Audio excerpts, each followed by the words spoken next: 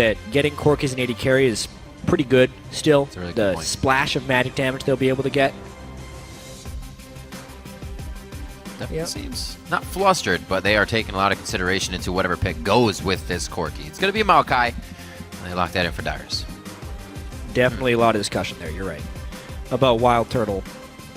They were basically just getting his input on what he wanted from the AD carry in this game. Yeah. Corky will end up working here, but they pick it blind pretty much into whatever Cloud9's bottom lane wants to be. Still some unpredictability on the support picks in this series. We've seen Braum and Morgana from Lemon Nation. Les Boys played Nami and Kennen. I doubt they'll play Kennen without Kalista, though.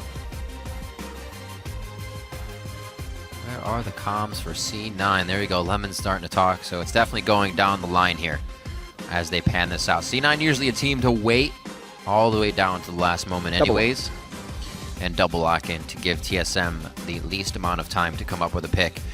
So far, TSM definitely shows that they can fight, and it looks like that fight is going to be matched by a little bit of fight of their own. Cloud9 pick up Sivir and Braum. Getting the extra move speed in a team fight is very important for Cloud9. Yep. Especially even in that last game. A lot of times Bjergsen would just use Ghost at the start of the fight on Kog'Maw, and then no one could touch him. Cloud9 wants a way to match that type of move speed. And they want to be the one dictating the fights. Ha ha. Remember, we are on the 5.6 patch before the massive buffs to Bard that happened in 5.7.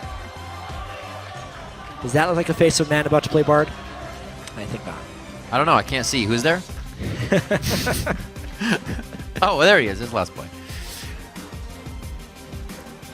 12 seconds. What's the swap going to be? Definitely going to get something in here. A cannon? Ooh. Again? No Kalista this time. But still the cannon. All right. That's very, very interesting. Even more poke from that lane. However, though, not going to be just kind of stuck to dashing around when you auto-attack and poke. Now you can throw out the Phosphons and the missiles once you get the chance. So TSM, again, going with a composition where they can whittle down their opponent a little bit before getting there. See if it works. And so what is a big, big tanky line so far for Cloud9. And what do they pick to complete it? They need a pretty solid laner to go up against Urgot. Yeah. There's still a super outside chance that TSM could do Urgot AD carry and Corky mid, but it's highly unlikely just because Bjergsen has had success on Urgot and Wild Turtle is so comfortable on Corky. Loves Corky. So Cloud9 can, with most certainty, pick something against Urgot here, but this is where High's champion pool does get tested. Because the two champions he's picked so far this series, TSM controls. And he goes for a Lulu, of all things.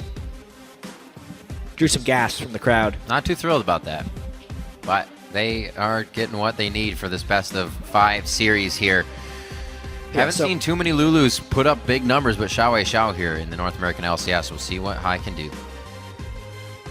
TSM also has the Corky mid right now. They do. The 22nd is the last moment they can swap for that champion select. I'm wondering if they're going to stick with that. Bloop. And it's back. Yeah. Those Those guys. All right.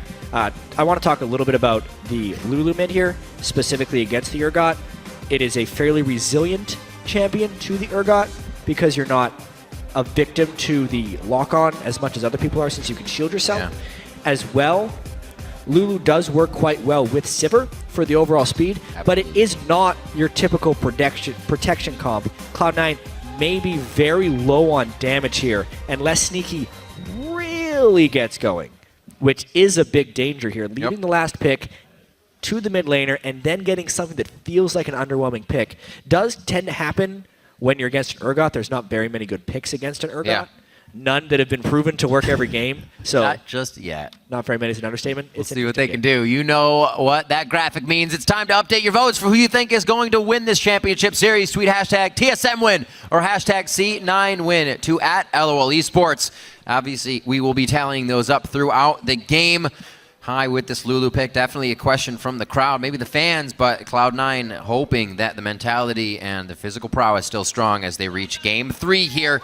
We're definitely going to have 2 more games. It's basically now a best of 3 as both teams are up 1-1. Maybe with this In the mid lane, they have been keeping Bjergsen there, right? His roam has been down because they're focusing High. Maybe High can kind of do the opposite on that and push him in. Yeah. High says Bjergsen's wave control is just one of the things, though, that makes this split's MVP so dangerous. The way he controls his wave lane, like whether he wants to push or keep on his side, he really likes to abuse that. Say you're pushing out, right? And you don't have wards, you're going to get ganked, or he's going to pressure that gank on you. So he does everything he can to try and abuse you for being in a bad spot, or if you're trying to greed for something. And we see that time and time again. Yep. When we even saw it in game 1, when High was getting the return gank, especially once they can burn that mid laner's flash in the early game. Bjergsen is able to prep that mid lane wave in just the right spot. However, the early games have been very traded between these two teams.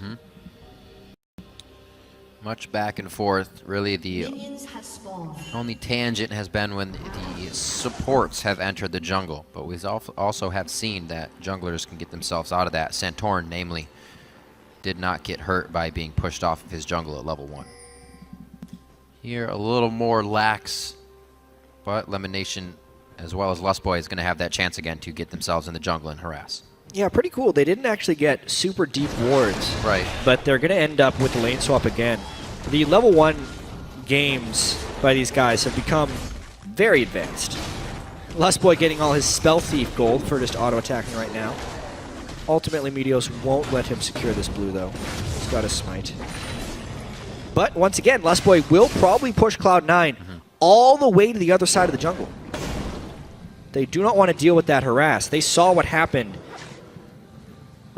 when they themselves did the support harass to Team Liquid earlier on in the playoffs. So they're actually 2 on this one. Lemon Nation definitely came down a little bit later. Yeah.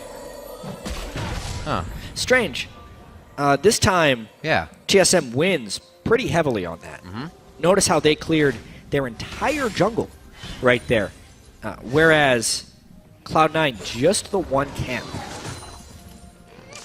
It's basically over a level of a single player's experience to the edge of TSM.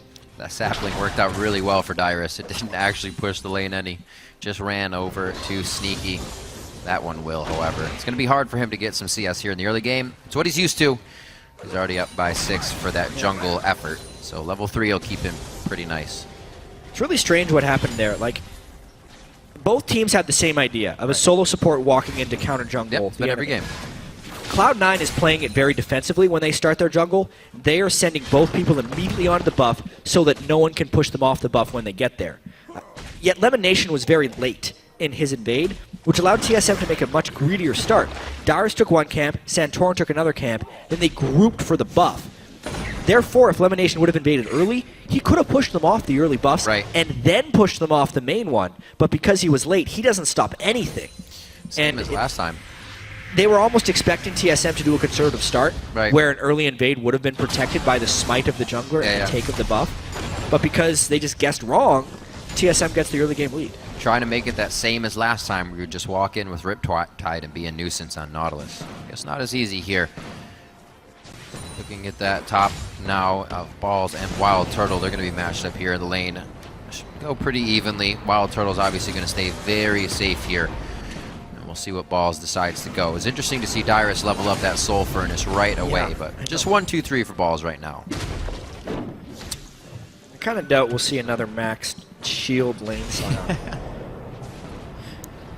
Looks like Gragas, or rather Meteos, doing a good job at getting all the scuttles. He's definitely going to be up in a bit of gold there. And Lustboy, the side roam, is able to see him. So thwarts his roam towards the bottom lane. They now know where he is. And it doesn't look like Santorin's really in a position to gather anything off of this, but more of his own jungle. He is going ahead and get a ward out, however, since he's cleared everything.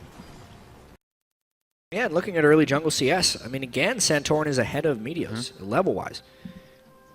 Very good job by him, making sure to control his own experience, gets his jungle upgrade before Meteos as well. Therefore, can maybe even be out on the map before Meteos. Here's what we were looking for from High. Glitter, Lance, all you can to get that wave into the turret. I'm sure Bjergsen is having a hard time farming. We may actually see some movement from Santorin there in a little bit to relieve that pressure. Right now we're watching that pressure in the top lane. Balls is having trouble at the bottom a bit here. and Dyrus in the top lane. Very high-leveled solo laners as well. Not much denial going on. That's a good point. Because of the support invades early. This time it really didn't pay off for Cloud9 trying to shut down the jungle. They end up shutting down no one. Dyrus and Santorin both off to decent starts. Double ring. Bodes well for Cloud9 in this As game. well for Dyrus. Get that HP, making sure he can stay safe in lane. Balls' teleport still up. Dyrus has used his already to get back to lane, so he's hoping to stay here for quite some time. That may give Medio something to gear for. Right now he's inside the jungle. He's going to find the boar. 5-4. Yeah. Doesn't want that. Half a level behind. Meteos not even halfway to level 5. And getting more and more behind Santorin. At least he has the intel of where Sejuani is. Yeah. But he also needs to now respect that Santorin's going to be hitting level 6 pretty soon. 2 more jungle camps and he's there. Whew, a lot of pressure on the balls in that bottom wave on the minimap. You can kind of see him. They ran right past the minion wave to get damage on, and he stayed safe. Medios clears top side. Looks like he doesn't have too much to do, so may go towards the mid lane after this. But both teams here definitely lacking to get any of their advantages to go to work. 600 gold lead for TSM is all they're working with. Which is substantial, only 7 minutes in with no kills. That 600 gold lead. This has been numbers. Yeah, it's been more of a one-sided. And look at the wave control. Bjergsen was praised for his wave control, but Cloud9 pushing into a level 6 Dyrus that they won't be able to dive. He's going to get a huge wave met. Whereas you look at the other side of the map, and Balls is getting denied down in the bottom lane. It's being frozen by Wild Turtle and Lustboy, and plays aren't being made in any side. Even now, Santorin, with level 6, is trying to push them off their own blue buff. He is so brazen in this move because he's on the strong side of the map for TSM. They know the level disparity cannot be fought at all.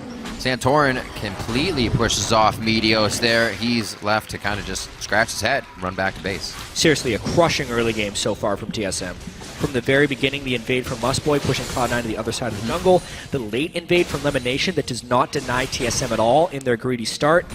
Add to that the wave control in both of the side lanes. Yeah. Dyrus eating experience at his turret. Balls starving at his turret. 2 level advantage in the jungle. 2 level advantage in the top lane. 1.5 in the jungle. And an 800 gold lead off minions alone. And really? I was about to say, the mid lane matchup being even kind of shows the threat that Lulu didn't pose to Santorin going in the jungle. He wasn't worried if High came over. He would have been able to get out easily anyways. And this is huge. Again, the wave control is key in this game. Yeah. Santorin broke that because he knew the wave would freeze against High and High needed to shop. If High leaves right here, he loses 2 waves of experience. That's why he wanted to stick around, shove that wave into the turret, not let it freeze, and then he's able to shop. But it's a delayed shop. Bjergsen, full, able to get his blue buff without punishment, increasing TSM's edge. Great timing is here as well for the blue. Something I've been watching more lately, but haven't watched enough games yet to really see who does it and who doesn't. But a lot of mid laners who get blue and then back, you're losing good 30 seconds on that blue. That if other people are aware of that, they're going to use that window at some point. Always ideal to get blue right after you come out of shot. Right. Obviously, you can't always set that up. Sometimes you lose vision control. Sometimes the enemy preps a trap for you. Or you want to get your buff off the map so they don't. Right. All those things. I mean, Cloud9 couldn't control their own blue buff this game. They were trying to get it off the map, actually, but Santorin beat them to that spot. The duos have matched back up. We'll see how this fares. It hasn't been like this for too long, but we can already see level 7 for Wild Turtle over the 6 and 5 to Sneaky and Elimination. Pressure here towards Bjergsen in mid. There is the flash ult that they wanted. The teleport in is going to keep Bjergsen there. He chooses to swap out onto Meteos. That's the guy that was going to do the damage and keep him in the fight. And they turn that one around for a kill. Dyrus' teleport comes in and gets it. Great job by Bjergsen there, withstanding the burst from the Cloud9 gank. Meteos using his E-Flash, and it actually gets turned around on him.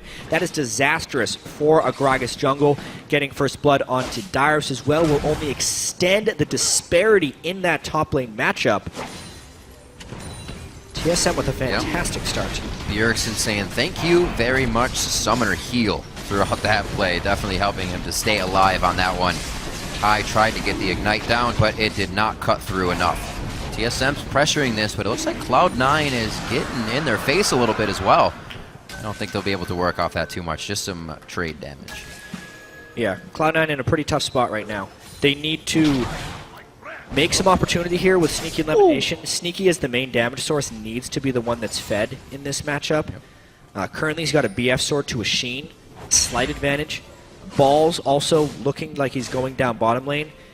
Cloud9 needs to consolidate right now since they are losing the split-up game and try and put everything onto Sneaky at this point.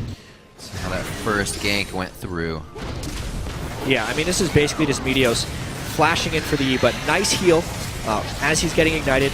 And honestly, Maokai plus the Sejuani ultimate leaves little for Hyde to escape from. Meteos did not want to commit for that because it easily would have been a kill traded back. Again, a game where they try to keep Bjergsen down and get a kill for him. And during that entire replay, Balls has been standing at the Cloud9 turret, hoping that TSM would get aggressive in this game. Waiting for that ult, yeah. They end up pinking a brush to get vision control, but they've already shown 3 in the bottom lane. If they're losing so much time, if Cloud9 doesn't make a kill or 2 out of this, and instead just trades turrets, this becomes the impractical version of the home guard Hecarim now. You wait for the fight to happen, and then you come flying in, but did not get the fight. A waste of time there, but they do get the turret, so the team does gain a bit of an advantage here. Dyrus is trying to get this wave cut before it even gets to the top turret, so given a good bit harassed there, and TSM controls the top of the map quite well. Whoa! Oh my. Flying through Lustboy, and is going to get the turn for Bjergsen onto High. Great communication there, and High, look, he wasn't even expecting that, and I think that's the problem. That is the problem. There's a lapse in vision control from Cloud9. They spent 2 minutes trying to set up a gank in the bottom lane, not warding River. As soon as they did that, since TSM had abandoned the bot lane, Lustboy makes a completely unexpected play. Instead of basing, runs to mid lane, gets the gank for Bjergsen, and that is a very smart roam. Yep. This one seems to be extended to more players of Team Solo Mid as well. It's not just the High focus that can seem to come back to bite them this time. They're working the advantage nicely. And Smite goes off. Nicely done by Meteos to get that. Yeah, he waited for the barrel to be max charge, smited with it. Very good secure there by Meteos. Critical in order for them to stay in this game, actually. Yeah. That they control some of their own objectives, because TSM has just been steamrolling them to this point, 13 minutes in. Well, they know they have the advantage, so they're trying to create that pressure. Santorin, impressively, not afraid to do that all over the map. We already saw the early blue roams, and the double sights from him and Lustboy, rather, are going to allow them to keep doing that. And if we're looking at this game, bigger picture, just the team comps, if this was actually even gold, even then, TSM, you could argue that they have a more team fight focused team composition. The tanky mid laner, the Sejuani ultimates that we've seen so critically, even the Kennen ultimate from Lustboy really locked down the potential 1 carry on this Cloud9 team. Cloud9 needs to actually kind of snowball ahead in this game so that their shields can help their tanks be enabled, and that Sneaky can run in with all the cavalry basically that Cloud9 has put together. Losing this early game makes it more and more difficult. Unless they turn something around soon, they're going to be down 2-1. Pretty good spike with the Triforce, and the Manamune being finished up here for Bjergsen. He's charging that up quite well. Just about 340 on that. He was just over 20 minutes last time we saw him charging one of those on his cog bomb. Lustboy and Turtle back to the top lane. It looks like they're going to start going for these turrets and see if they can get them dropped down. But Meteos looks like he's read this quite well, and it could actually play right into their hands. They need to get some turret trades going down. Cloud9 in Game 1, when they started falling behind early, was able to successfully trade objectives against TSM. Yep. Wherever TSM was, Cloud9 was on the other side of the map, and they were using their shove in that way. That game, though, they had pretty decent vision control. This game, it's somewhat lacking. Only defensive wards for Cloud9, meaning anytime they commit on a turret, they are putting themselves at risk. Looks like they do call Santorin up. Still staying pretty safe. Kind of hard to dive at Kennen, but if you're outside the turret range, you don't have to dive at all. Turtle, a little too far out. Great ultimate there by Meteos, and absolutely Turtle was too far out on that one. Could not even recover from getting knocked back with his flash and his Valkyrie. Meteos stuffed it. Flash and Valkyrie. Whew. Big play there for Cloud9. Really big play. That has been something we've seen before. Turtle getting himself a little too comfortable.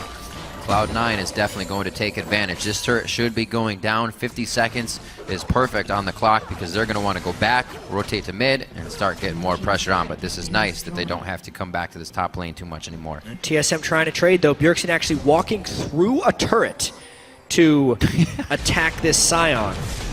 3-level He's running. disadvantage, and a great interrupt there by Dyrus. It's still a big enough pop, right? Dyrus is going to get the sapling out, chase with the movement speed of his own, and it's not going to be enough before it explodes. Lust Boy's coming down. It's only a matter of time now. It's not so much will he die, but when will he die? Right, and what is the team going to get out of it? Exactly. They've already taken the mid lane turret, actually, in all of this. So very ineffective balls early on in the game, but effective enough to open up the mid lane for Cloud9. All right, so he'll probably farm up what he can down there. I'm still alive! Nope, he's dead. All right, see where TSM goes from here. They know he's down. That's going to be great. 15 seconds for that teleport to come back up is something they do have to be wary of. But if they can burn this down, it's going to be theirs uncontested. And I think it's pretty uncontestable at this point, especially with the Scion dead and TSM burning very little to secure that kill. Dragons may be one of the things TSM needs to use to win this game. Cloud9 has kept the gold pretty close, but that's because miraculously they're up 3 turrets to 1.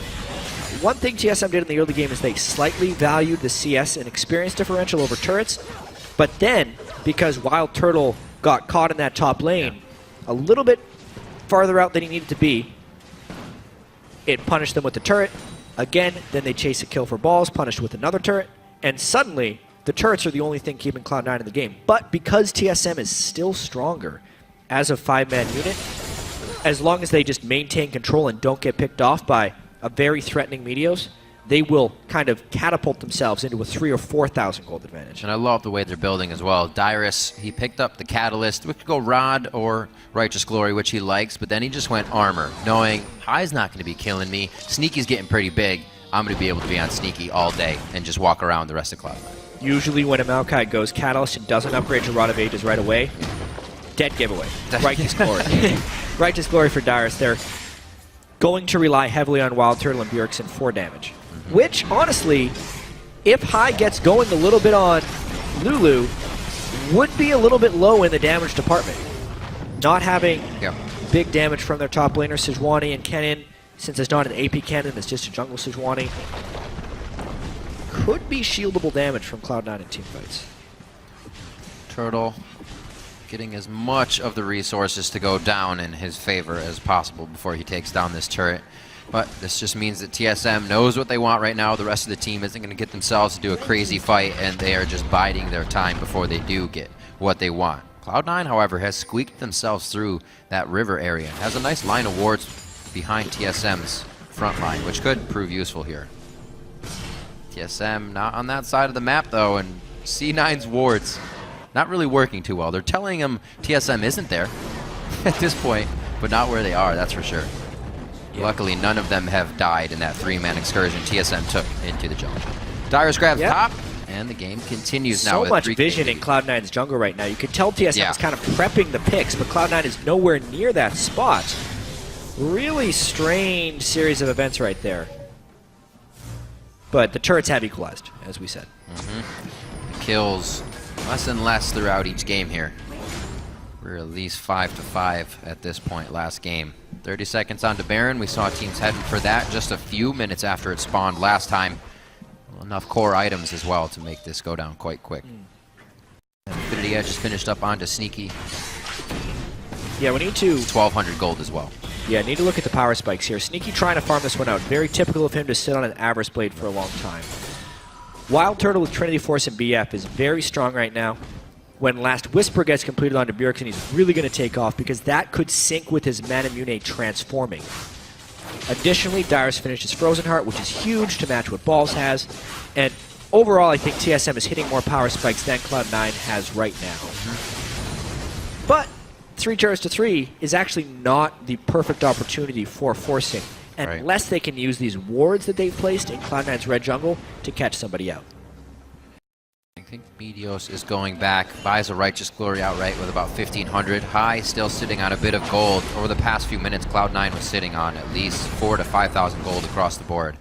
So it was a good thing that they did not get caught up in a fight here by Team Solo Mid. But that has been something Cloud9 is strong at, is dancing around their opponent. Right there, we do see a bit of the trade and how much damage has been built up. We haven't actually gotten to see these guys use these spikes yet. Well, there goes Lulu ult. That was fast. High really thinking that there were more people there. Shows you how little Cloud9 knows about the map right now.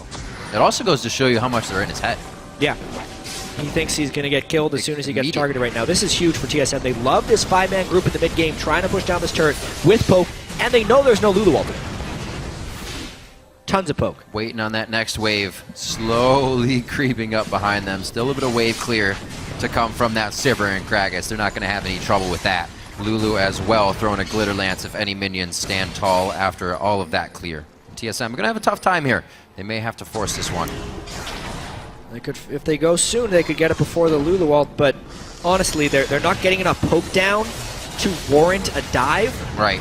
Yeah, that's true. Wild Turtle does have the strength of the level 2 ultimate on Corki right now. Bjergsen does have the strength of the Last Whisper, but they're just not locking on to the right things, and they end up not being able to get anything done. They can ward around and position for Dragon 3. That's what they'll have to do. Just about 300 gold. High will have that Rabadon's able to put out a bit more and maybe change the mind of Turtle in some of these fights, and Lustboy if he can cancel them out. It's going to be difficult for them. The Lulu pickup did not make things easy for this game for Cloud9. Hasn't yet. He's been heavily punished by Bjergsen in the laning phase, which is what we expected to happen a lot in this series. True. If High could somehow split with Bjergsen in every game, Cloud9 may actually be the favorites in this series. But that's why Bjergsen is the most valuable player. Yeah. He demolishes his lane opponents routinely. And it's a 1,000 gold lead thus far. It's the pressure, though, that is being applied on the map from that mid lane position and the denial of High's farm that they hope to create the most advantages off of. Well, it's hard to shut down the MVP. Definitely is. Yeah. See if we can get a little action. Oh, here we go again. Mid lane. Oh, curve it! Curve it! Ah! Yeah. That's pretty good aim, though. Well, got it well. So again, what can they do this time? This is the old Cloud9 this play. excursion. Balls tries to run away, distract as much time as possible, whereas Cloud9 is actually making a play on the other side of the map. Yeah, they are. Top turret. Dyrus is getting hit up, and there's much more catch potential on the tree here to be cut down. The stun bot of Lustboy comes in, though. My. This is why you don't dive a cannon. It gets a little too hard. Lustboy's going crazy right now, and alone saves Dyrus. 2 deaths across the map there for Cloud9. Balls eventually fell, and then, my goodness, the ultimate there. Dyrus, home guard, he's going. It's going to be right in front of the bear pit. On too high. The Glitter Lance didn't actually connect all the way. That's going to be the swap as well. High only has a matter of time here before he goes down. It's not going to be Cloud9 that's closing in. It's more members of Team Solo Mid. Disaster there for Cloud9. TSM doesn't take the trade. No. They steal it all from Cloud9. Balls dies in one lane, the dive fails in the other, and desperately Cloud9 wants to stop this Baron, but that's a tall order. Medios, he is there for the 50-50. That's really the only thing that stands. TSM will call off of it. Medios has no chance to go over the wall now. He's going to be 1v1. Turtle throws his head into the shell and just ducks into the fight. Somehow pops out alive on the other side. Sneaky's Medios here throws now. the barrel. Turtle does finally go down. Sneaky's going to start throwing the boomerang blades into the pit. That's the early smite, and Dyrus actually comes up with it. That could have been very bad for Team Solo Mid. What chaos, but at the end of the day, they only lose Wild Turtle and they secure the Baron, so mission accomplished for TSM. They get the Baron and they extend their gold lead. Such a chaotic end to what was such a clean series of events there for TSM. Sneaky running down. Dyrus is saying, you're not getting this dragon alone. It looks like Dyrus is actually going to try and start this if he realizes that Sneaky's too far. So good plays by Team Solo Mid, really repairing what was going on around the map. It looked like Cloud9 had everything instantly turned in favor of TSM there with a quick act from Lustboy. Well, TSM had that amazing lead from the early game, and it's all about transitioning that into the mid and late game. Yeah. And they have been doing so. Cloud9 held on for a bit with some objective trades, but as soon as those trades go wrong, Yep. the whole building falls down, right? The cracks show, Right. and it's a collapse. That's basically what's happened here for Cloud9. They were so far behind early game. As soon as they make one mistake in a rotation, TSM goes to crush them. They're trying really hard to get back in this game because it is desperation time right now. Oh! His ultimate just came up, but I don't think they wanted the fight. Slicing Maelstrom will not be used here. Dyrus, the martyr of the fight. He says, guys, leave me! I will be okay. They do pick up, Sneaky picks that one up with 3 assists on the team. I'm not sure TSM is too worried about that just now. They have some room to work with here. A 5,000 going on 6,000 gold lead in just 100. And they have been playing it quite strong. The longer Cloud9 can keep the waves pushed out, the less they have to worry about the Baron buff that TSM has. Ideally, Cloud9 doesn't want to lose their second-tier turrets here, so they want to stay on the offensive, but they're just not that strong. They have a numbers advantage at the moment, so if they can catch someone from TSM, that's the play. Elixir of Wrath for Bjergsen. He loves those elixirs. His Muramana finished up a little bit ago, so he's going to be outputting quite a bit of damage. And really great plays. Yeah. You can definitely see the confidence from Team Solo Mid's play. That was obviously a call from Dyrus. Nobody was like, Dyrus, you're half health, quick teleport in. He was probably saying, I'm home guarded, I can still make this work. Immediately. Let's make it happen. Immediately. He didn't even wait to heal the full. Exactly. Because he saw the play right away. First off, he survives and makes a great flash over the wall. Yep. Secondly, he comes up big. He's really performing. I mean, of all people, Charlie, the Cloud9 coach, said Dyrus would step up in this series. If TSM is to win, it needs to happen.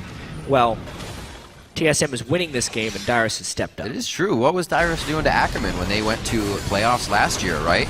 Getting a little too excited. Even the team said, Dyrus, you need to calm down. You're throwing us off our game because you're so crazy.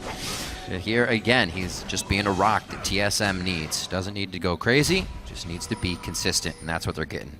3 Dragons now as we're 27 minutes into the game, a 7-3 lead. It just seems like TSM really, as we've said before, Jack, prides themselves on fixing their mistakes in the best-of-5 series and being able to just come out on top. Yeah, the Urgot first pick, very huge here. Elixir consumed for Bjergsen. Urgot's Wrath now going to be attacking this next turret. Baron buff is up, though, so I think that's about as far as this push goes. Sneaky trying to do his damnedest to get a mid push going down. Second tier turret falls. He's got 1 hit on that siege minion, and it looks like how'd just Sneaky get enough time to keep going on this inhibitor turret. This is going to be the stop backs now coming in. Dyrus should be able to get there. He has home guard, but that inhibitor turret's going down. TSM's actually going to take the fight as well. Lust point to the back line, but that's not damage. That's the stun bot. Cloud9 walks out, and they might still have the defense. TSM is trying to hit a home run here by getting an ace, but they're giving up their front door right now. How did Sneaky make it all the way to that side of the map home run with no TSM response? Cloud9 takes an inhibitor with this. 3 kills, no dragons, and Sneaky does it. He might even get out alive. Absolutely amazing. Home run definitely curved foul right at the last second there from TSM. Swinging for the fences, and it fell right in front of him. So just now go back to base. No need to engage. Man, big time play by Cloud9. Still down, 7,000 gold, but that buys them a lot of time. Tons of time. Very much so. For being on the back foot, it was interesting to see that mind game there they played with Team Solo Mid. TSM said, oh, they're engaging. They're going to go way too far. And that's exactly when Cloud9 pulled back, and that's where you want to be, in the head of your opponents. Keeps Cloud9 in a very good fight, and somehow grabbing an inhibitor, 7,000 gold down. Yeah, plus all the free farm that Sneaky got while pushing multiple waves there. 284 CS now on Sivir, 3 major items. If they can somehow protect him up, maybe in an extended team fight, Cloud9 can pull something around. We kind of knew that was the win condition for Cloud9. Get Sneaky ahead, get the shields going. If TSM doesn't build enough damage into the non-Urgot and Corki members, then maybe Sneaky can AoE people down in a team fight. And that is a stronger maybe now that Sneaky's been able to do that. Very true. Also see a Rylai's Crystal Scepter picked up here on Lustboy. One of the only times I might say it's okay. You're not the guy going in to kill. Are they trying to fight? It looks like it. That was on the hunt. Balls comes through, rings the dinner bell for Bjergsen. Now, Lustboy goes in. That's going to be the Rylai slowing C9 to re-enter the fight, as well as Dyrus. Vengeful Maelstrom mitigating all the damage that the front line has taken. Lustboy finally falls after the fight has already been extended to a long one. Falls now to the back line. He goes down. With Lustboy down, that means TSM still has damage on the map, and they're going to push forward. Cloud9 must have seen the window, seeing Darius is off on the side, but he could easily teleport in for that fight. A poor force there by Cloud9, losing their front line in that battle. Cloud9 did not have the lead to be willing to force like that with the sign-off. They end up losing a turret afterwards. This is good. Do they stop it, though? Do they stop the backs? Oh, it's already Santorin in the base. No worries, the minions will be stopped before they get to the Nexus turret. Still looks like Lemon wants to put a little bit of pressure on to get as much as they can out of this one. It's not going to be much more than just the pressure. I mean, at least they have those super minions in the mid lane, so... Right, a little bit of time. Cloud9 should only force like that if the super minions are going to be taking something from the TSM base, or if TSM has a base defender that is trapped there. A questionable fight for Cloud9. It's actually been one of their Achilles heels throughout the year, is just taking some really aggressive fights when they're really far down in goal. Right. It didn't used to be a problem for Cloud9 because they were never the fight. They were never behind in games. Right. And what is happening? They're going for, oh my god, Balls is the human distraction right now. They're going for Baron. Balls is trying to pressure the base. They can keep Bjergsen out of that. He's going to have to stay and fight the whole time. Kai may go down, or rather, Balls is going to go down in this situation, but Bjergsen's far away. Santorin flies through. There's the Glacial Prison. Lemon Nation won't stand long. Neither will Balls. Kai has already fallen in the fight, and it is going to be a team solo mid ace on Cloud9 at the Baron pit.